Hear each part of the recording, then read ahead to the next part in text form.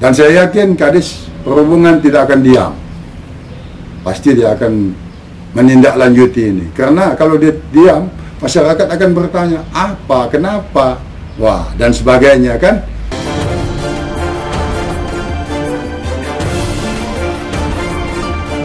Tokoh masyarakat Lampung Utara, Akuan Abung, mendukung langkah tegas yang akan diambil Dinas Perhubungan Lampung Utara terhadap perusahaan-perusahaan yang armadanya diduga telah melanggar aturan dengan melintasi ruas jalan yang tidak semestinya mereka lewati. Selasa 28 Mei 2024.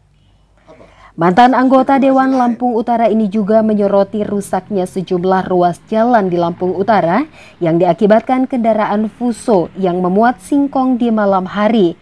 Seperti sepanjang ruas Jalan Hasan Kepala Ratu Sindang Sari, Ketapang atau Jalan Provinsi Penghubung Lampung Utara Waikanan yang rusak berat. Akuan Abung meyakini Kepala Dinas Perhubungan Lampung Utara, Anom Sauni, akan melakukan tindakan tegas terhadap perusahaan-perusahaan yang armadanya menjadi penyebab kerusakan beberapa ruas jalan di Lampung Utara. Sebelumnya, Kepala Dinas Perhubungan Lampung Utara, Anom Sauni, mengancam akan menindak perusahaan-perusahaan yang mobilisasi armadanya kedapatan melanggar aturan. Hal ini dikemukakannya ketika menanggapi terkait aktivitas mobil Fuso bermuatan singkong yang melintas Jalan Jenderal Sudirman setiap malam hari, Senin 27 Mei 2024 kemarin.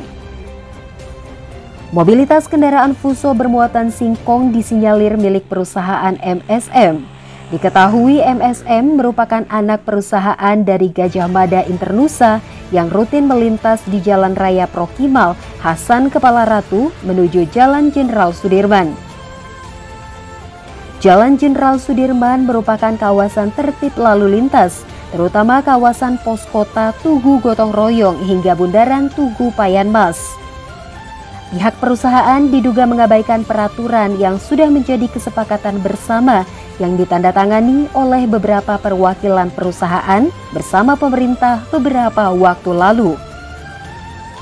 Jadi kita memang perlu dan butuhlah dengan investor.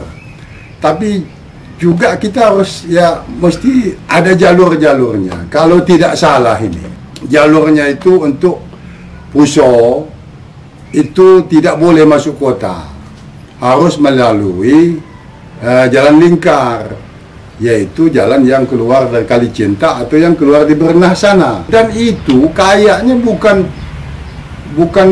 perusahaan di Lampung Utara, perusahaan di luar Lampung Utara yang merusak jalan malahan.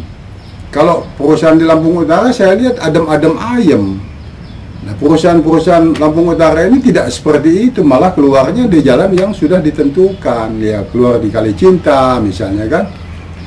Padahal itu yang untuk Lampung Utara, beli singkong, udah itu mungkin pajak dan sebagainya, berurusanlah dengan Lampung Utara. Kalau yang di luar Lampung Utara jangan malah merusak, kira-kira seperti itu. Jadi saya sarankan dan saya sangat mendukung apa yang dikatakan Kadis Perhubungan. Sebaiknya mereka itu melewati jalan yang sudah ditentukan, yaitu Jalan Kalicinta dan jalan yang keluar di Bernah ini. Memang harus ditindak tegas. Dan Kepala Kadis Perhubungan juga nggak boleh berhenti di sini, nanti apa kata orang. Kadis harus bertindak tegas, nggak boleh juga dia cuma ngomong, nanti apa kata masyarakat, oh sama aja. Artinya kita siap menagih janji nanti ke Iya, masyarakat bukan hanya saya, mungkin masyarakat akan menanyakan dengan Kadis Perhubungan, mana nih langkahnya. Saya yakin.